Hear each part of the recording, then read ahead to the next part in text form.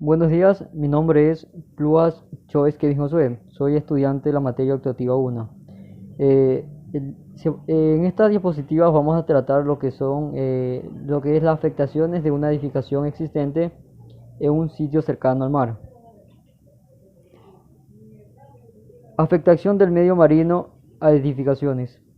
Las construcciones en zonas de playas y costas, al estar sometidas a un ambiente extremadamente agresivo, tienen mayor vulnerabilidad a la aparición de deterioros a las que no se encuentran en dicha zona.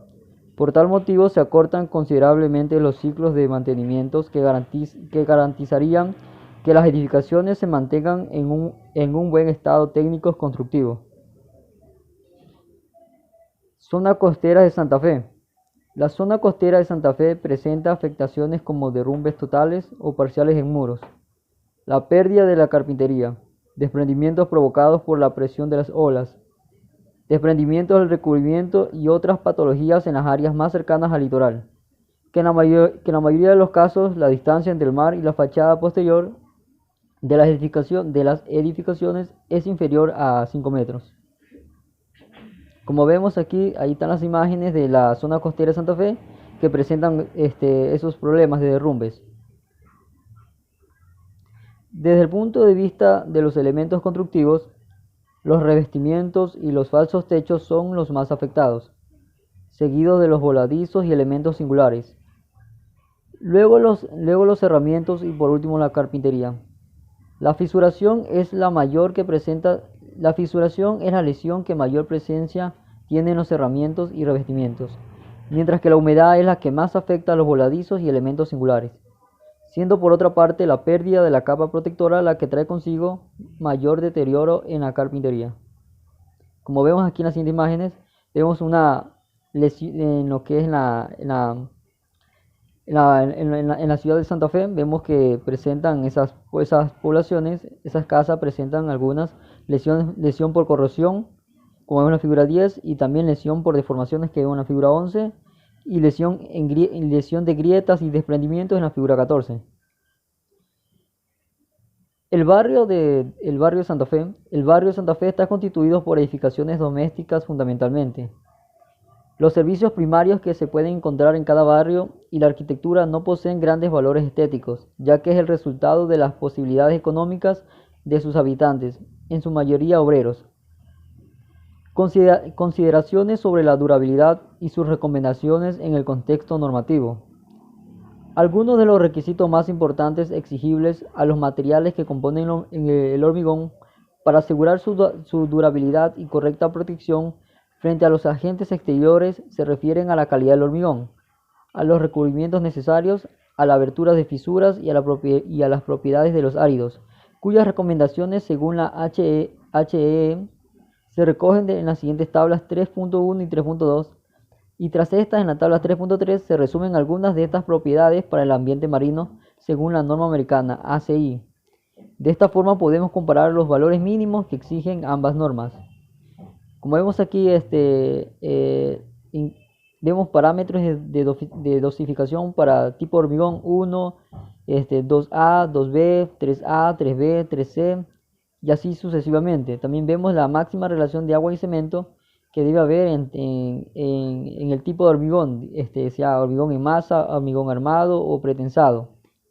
También vemos el contenido mínimo de cemento dependiendo del tipo de hormigón, como vemos en esta imagen.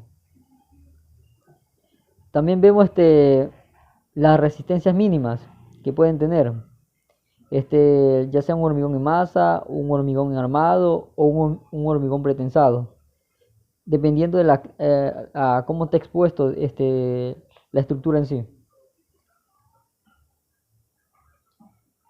Dependiendo de la zona, si se encuentra en una zona sumergida o de mareas o una zona atmosférica, entonces se debe tomar en cuenta las siguiente cuadro acerca de la máxima relación entre agua y cemento y la mínima resistencia a compresión a 28 días.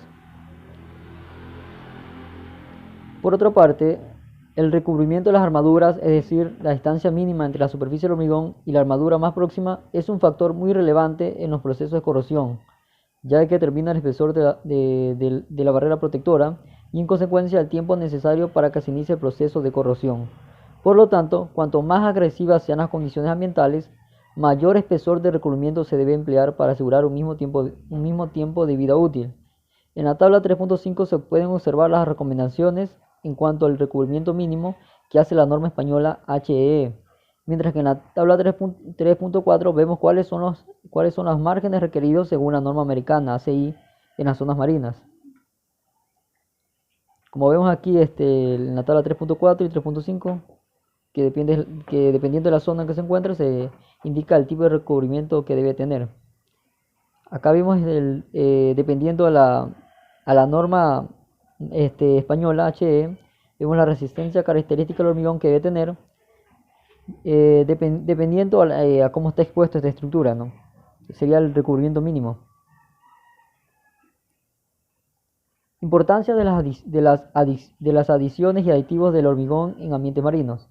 El hormigón utilizado en estructuras marinas debe cumplir diferentes propiedades, entre las cuales destaca una alta densidad y resistencia y una baja permeabilidad, pero a veces son difíciles de obtener sin el uso de adiciones como es el humo de sílice y de aditivos que permiten mejorar, por ejemplo, su trabajabilidad. Adiciones de humo de sílice. En cuanto a las adiciones, la adición puzolánica más utilizada en plataformas de offshore es el humo de sílice.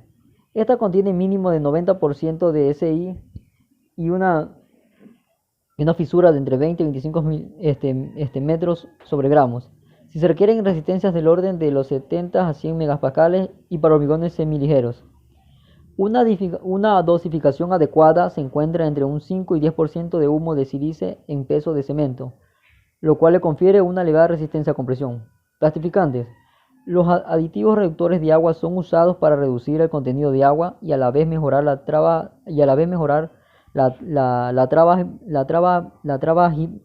trabajabilidad del hormigón. Aditivos que introducen aire en la mezcla. Estos se añaden sobre todo en zonas de salpicaduras y mareas de las estructuras marinas. Se usan en disolución con agua en proporciones de una relación de 1 a 20 para asegurar la correcta distribución del aditivo y un adecuado desarrollo del sistema de huecos de aire. Muchas gracias.